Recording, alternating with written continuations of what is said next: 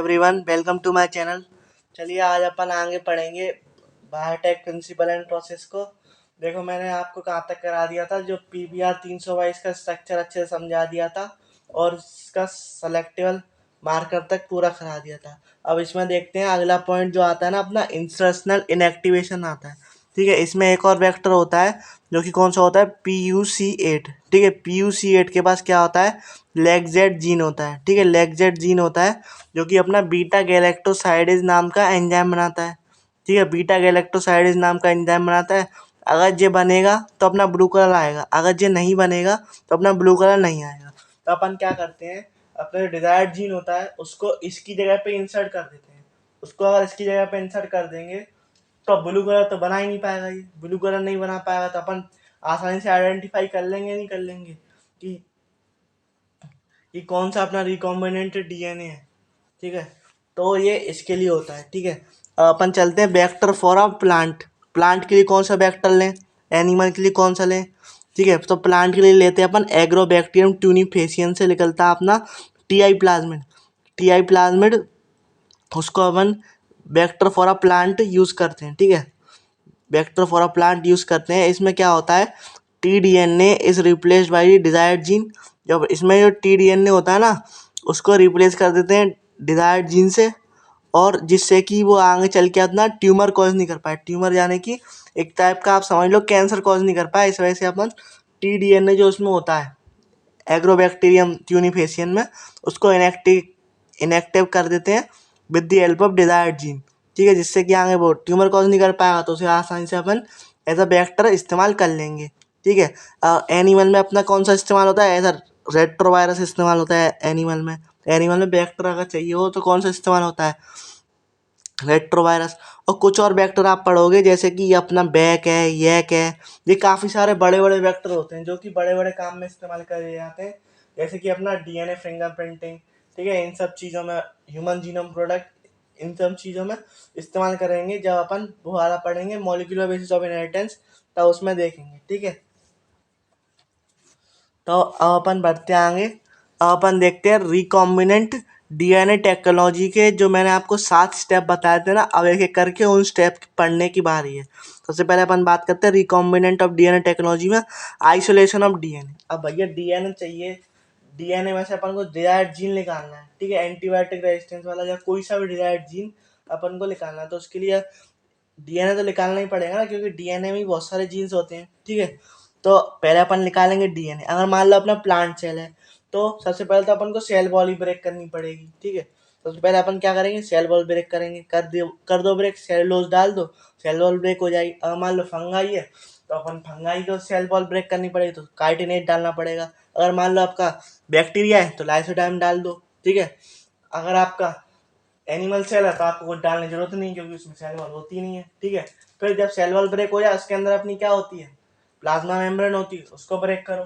फिर वो ब्रेक हो जाए तो उसके अंदर का जो मटेरियल होता है उन सबको तोड़ दो, जैसे कि अपना RNA डाल दो। ठीक है, RNA डाल दिया आपने, प्रोटीनेज डाल दिया, लाइपेज डाल दिया, जितने लिपिड के सब सब मर जाएंगे, खाली एक रह जाएगा, वो अपना क्या है, DNA रह गया। अब DNA को अपन क्या करते हैं, एक उसमें लेते हैं बीकर में, उसको फिर अपन प्रेसिपिटेट कर लेते हैं। प्रेसिपिटेट कैसे करते हैं कोई पूछेगा तो चिल्ड चिल्ड इथेनॉल से करते हैं। किससे करते हैं इसको अपन, चिल्ड इथेनॉल से करते हैं। और जब चिल्ड इथेनॉल से जब अपना प्रेसिपिटेट हो जाता है DNA, ठीक है, चिल्ड इथेनॉल से अपना क्या हो गया, प्रेसिपिटेट हो गया, तो अब इसको अपन स्पूलिंग यानी कि एक स्पून स्पून जैसी होती है, उसको अपन निकाल लेते हैं। आपने आपकी NCERT में दे रखा है, एक थ्रेड लाइक स्ट्रक्चर दे रखा हो, बाइट बाइट से आप देखना, टेस्ट ट्यूब से निकलता हुआ, उसी प्रोसेस को अपन बोलते हैं स्पूलिंग। ठीक है, अब अपना क्या हो गया, एक बढ़िया सा DNA आ गया। अब अपन को इसको ब्रेक करना पड़ेगा छोटे छोटे पीसेज में, तभी तो अपन को फिर उससे सेपरेट करना पड़ेगा जेल इलेक्ट्रोफोरेसिस से, तभी तो अपन को डिजायर्ड जीन मिलेगा जो अपन को चाहिए। ठीक है, तो फिर अपन क्या करते हैं, इसको DNA के फ्रेगमेंट कर लेते हैं, किससे, रेस्ट्रिक्शन एंजाइम की मदद से। फिर DNA का फ्रेगमेंट कर लिया। ठीक है, अब यहाँ से जो अपनी चालू हो रही है वो जेल इलेक्ट्रोफोरेसिस वाली हो रही है। ठीक है, यहाँ से जो आपकी चालू हो रही है प्रोसेस वो जेल इलेक्ट्रोफोरेसिस वाली होती है। अब आप सभी को मालूम है जो अपना DNA होता है वो कैसा होता है, नेगेटिवली चार्ज होता है। कैसा होता है अपना, नेगेटिवली चार्ज होता है। तो नेगेटिवली चार्ज है, जैसे आप देखो ये आपका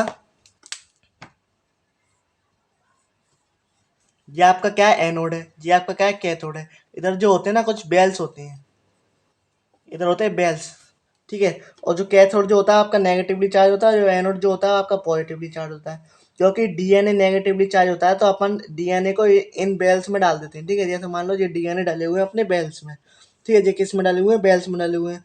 अब ये अपनी क्या है, ये अपना पूरा जो सिस्टम है इसको अपन बोलते हैं जेल इलेक्ट्रोफोरेसिस। अब ये जो प्लेट है ना आपको दिख रही है, इस प्लेट पे क्या डला हुआ है, अपना डला हुआ है, इस प्लेट पे डला हुआ है जो सीवीड से अपना जो एक्सट्रैक्ट होता है एग्रोजेल डला हुआ है, ठीक है।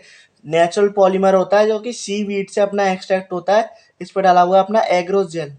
क्या डला हुआ है इस पे, एग्रोजेल डला हुआ है, ठीक है। जिससे अपना क्या होगा, जो अपने डीएनए फ्रेगमेंट जो अपन ने करे थे ना उससे अपन को सीविंग इफेक्ट दिखाई देगा। सीविंग इफेक्ट का मतलब क्या होता है, जैसे जो अपना बड़ा वाला जितना बड़ा पार्ट होगा वो उतना पीछे होगा, ठीक है, जितना बड़ा पार्ट होगा, और जितना छोटा पार्ट होगा वो उतना आगे होगा, ठीक है, वो इतना क्या होगा, आगे होगा। जी बात आपको समझ में आई। जी क्या दिखाता है, सीविंग इफेक्ट दिखाता है। इसमें जो जेल इस्तेमाल होता है वो होता है एग्रो जेल, जो कि अपना कहाँ से आता है, सीवीड से आता है, याद रखना। कहाँ से आएगा, अपना सीवीड से आएगा, जो कि अपना कैसा होता है, नेचुरल पॉलीमर होता है। यही बात आपको क्या करनी है, ध्यान रखनी है। तो अपना डीएनए क्यों मूव करता है, क्योंकि देखो डीएनए अपना क्या होता है, नेगेटिव, और एनोड कैसा अपना पॉजिटिव साइड है। तो ऑब्वियस सी बात है, जब नेगेटिव चार्ज होगा तो पॉजिटिव के पास जाएगा ही जाएगा, क्योंकि अपोजिट चार्ज अट्रैक्ट करते हैं ना एक दूसरे को, इसलिए जाएगा।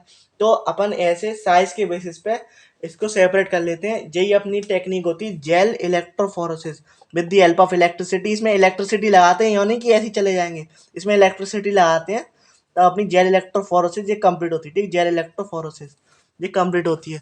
अब अपन आगे देखते हैं। अब देखो, अब अपन ने क्या करा, on the basis of the size of DNA fragment it get separate, ठीक है। अब सेपरेट कर लिया। अब जो डीएनए फ्रेगमेंट अपन को ऐसे दिखाई देंगे नहीं, तो इसके लिए क्या डालना पड़ता है, इथ्रीडियम ब्रोमाइड नाम का स्ट्रेंड डालना पड़ता है। डाल दो, डाल दिया। अब इसके ऊपर क्या करना है, यूवी रे डालो, यूवी रे डाल दिया। अब अपन को क्या दिखाई देंगे, ब्राइट ऑरेंज कलर के बैंड्स दिखाई देंगे। क्या दिखाई देंगे, ब्राइट ऑरेंज कलर के बैंड दिखाई देंगे। जैसे ये डाला अपन ने तो इसमें मान लो ब्राइट ऑरेंज कलर के ऐसे बैंड दिखाई देने लगे, ठीक है। कलर दूसरा नहीं है इसलिए मैं आपको इससे बता रहा हूँ। तो ब्राइट ऑरेंज कलर के आपको बैंड दिखाई देने लगे। तो अब क्या, आपको ब्राइट ऑरेंज कलर के बैंड दिखाई देने लगे। अब आपको पता चल गया कि ये हमारा क्या है, डिजायर्ड जीन है। तो उसको अपन क्या करा लेंगे, उसको अपन सेपरेट करा लेंगे। इस प्रोसेस को अपन बोलते हैं सेपरेशन ऑफ डिजायर्ड जीन, ठीक है। Separation of desired gene is called the illusion, ठीक है। इससे अगर अपन सेपरेट करते हैं तो इसको अपन क्या बोलते हैं, इल्यूजन बोलते हैं। अब क्योंकि मान लो डिजायर्ड जीन आपका क्या, बहुत ही कीमती है, ठीक है। कैसा है, बहुत ही कीमती है, बहुत ही इंपॉर्टेंट है डीएनए टेक्नोलॉजी के लिए। रिकॉम्बिनेंट डीएनए टेक्नोलॉजी की इंपॉर्टेंट है। अब मान लो कोई भी अगर आपकी कीमती कागज होता है, ठीक है, कोई भी आपका कीमती कागज होता है या फिर सामान होता है, तो आप उसकी क्या करा लेते हो, कॉपी करा लेते हो। जैसे आपकी चाबी कोई बहुत इंपॉर्टेंट है तो आप उसकी कॉपी कराते हो, नहीं कराते हो, मल्टीपल कॉपी करा के रखते हो ताकि एक खोया तो दूसरी तो रहे। ऐसे ही डिजायर्ड जीन भी बहुत कीमती होता है, तो इसको अपन क्या करते हैं, इसकी मल्टीपल कॉपी कर लेते हैं, ठीक है। इसकी मल्टीपल कॉपी किससे करते हैं अपन, तो उससे करते हैं अपन पीसीआर से। पीसीआर से amplification of gene of interest, जो अपन ने जीन ऑफ इंटरेस्ट निकाला जो अपन को चाहिए था, उससे अपन ने इसको क्या कर लिया, एम्पलीफाई कर लिया। अब एम्पलीफाई करा किससे, पीसीआर से, जो कि किसने दिया था, कैरी मिलर्स ने दिया था।